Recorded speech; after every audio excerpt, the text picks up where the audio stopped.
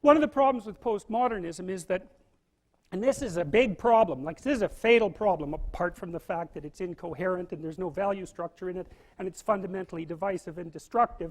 There's a logical problem with it too that's even worse. And so you might be noticing that the LGBT set of acronyms keeps growing, eh? And it's kind of a form of its own parody in some sense. It's like, well, I'm oppressed. It's like, yeah, you are. And well, I'm oppressed too. Yeah, you're also oppressed. And maybe I'm even oppressing you, being part of this other marginalized group, but at least we share our oppression. Well, I'm also oppressed. Well, so am I. I'm oppressed too. It's like, okay, so here's the problem. There's a big problem here. The problem is, it's true. You're oppressed, you're oppressed, you're oppressed, you're oppressed. God only knows why. Maybe you're too short, or you're not as beautiful as you could be, or you know, your grandparent was a serf, likely, because almost everybody's great-grandparent was. It's like, you know, and you're not as smart as you could be, and you have a sick relative, and you have your own physical problems, and it's like, frankly, you're a mess.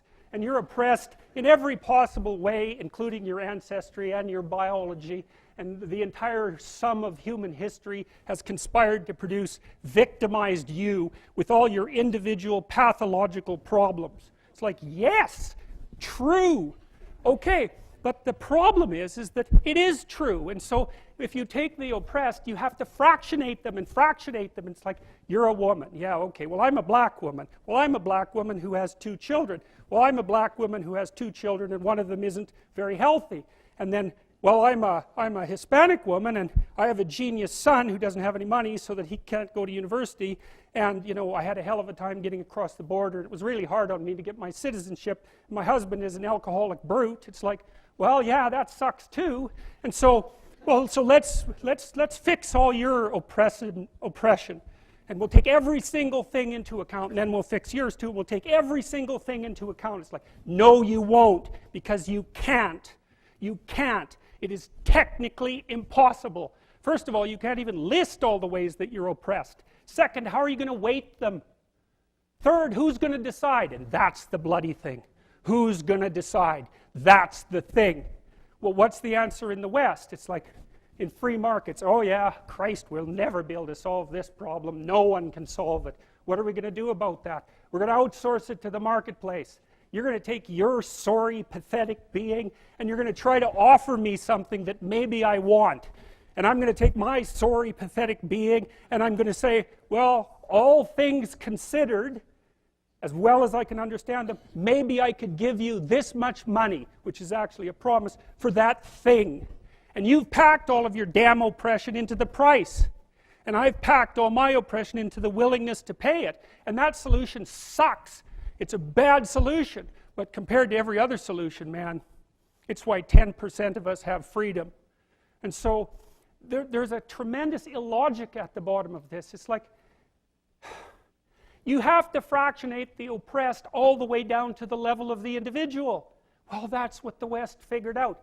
You know, there's a couple of figures who are at the mythological roots of our culture, and you know, people get upset with me because I bring in religious themes, but I understand some things about mythology and religion. And it's not an accident that the axiomatic Western individual is someone who was unfairly nailed to a cross and tortured. It's like, yes, right, exactly.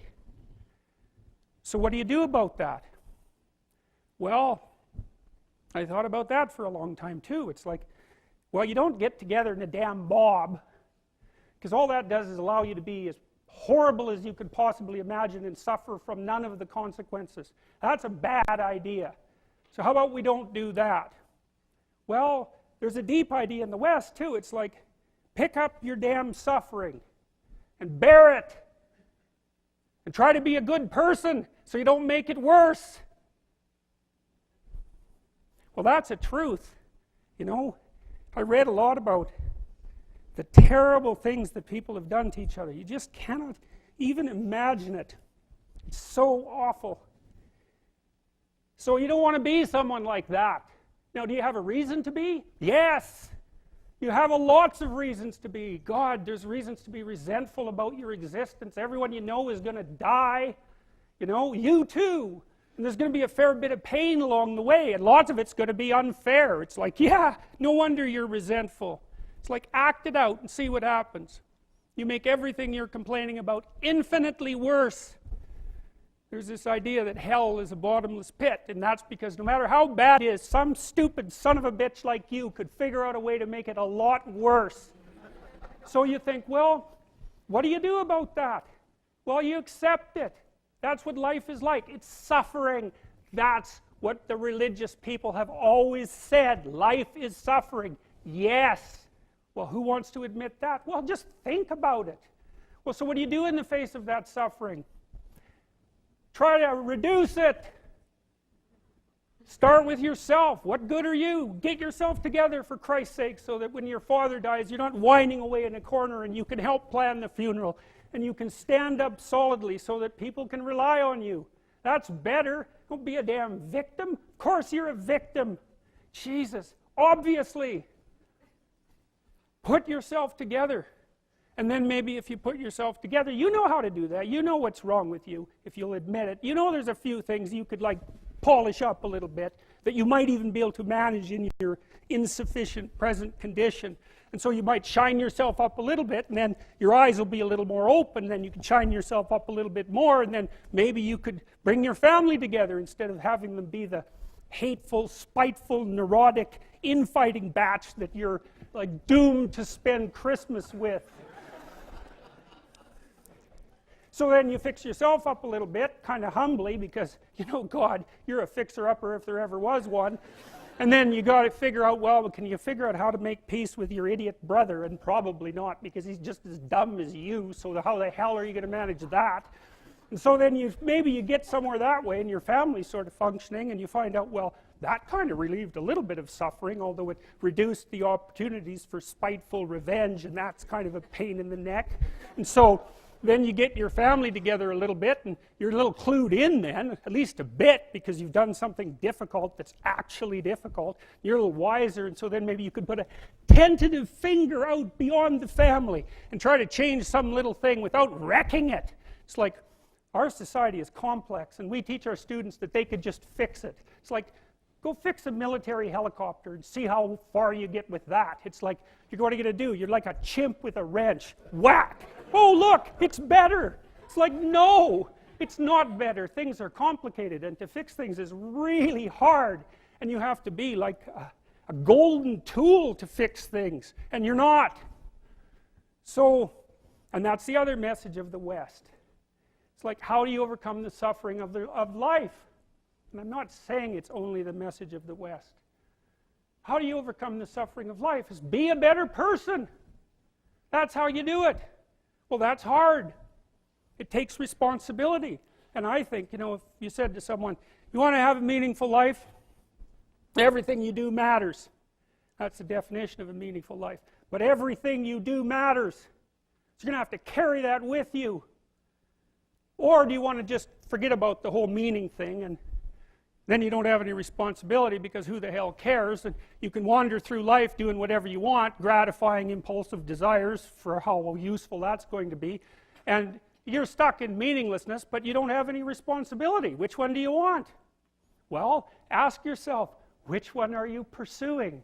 And you'll find very rapidly that it isn't the majority of your soul that's pursuing the whole meaning thing, because, well, look what you have to do that. You have to take on the fact that life is suffering. You have to put yourself together in the face of that.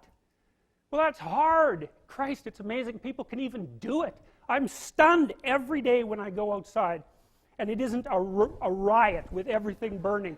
Because really, God, you talk to people, it's like, I knew this guy, he'd been in a motorcycle accident, and it really ruined him, and he was like a linesman, you know, working on the power, and he was working with someone who had Parkinson's disease, and they had complementary inadequacies, and so two of them could do the job of one person, and so they're out there fixing power lines in the freezing cold, despite the fact that one was 3/4 wrecked with a motorcycle accident and the other one had Parkinson's. It's like, that's how our civilization works. It's like, there's all these ruined people out there, they've got problems like you can't believe.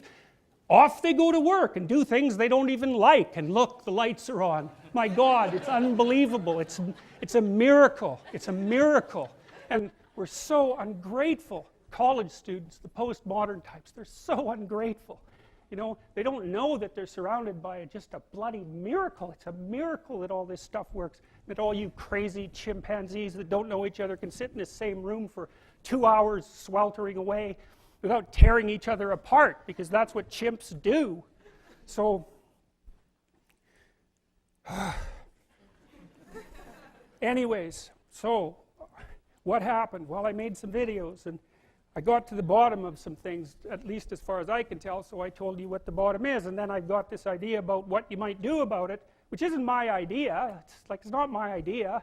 It's an old idea. It's far older than Christianity. It's old. It's the oldest story of mankind. Get yourself together. Transcend your suffering. See if you can be some kind of hero. Make the suffering in the world less. Well, that's the way forward, as far as I can tell, if there is any way forward. And that's what's under assault by the postmodernists.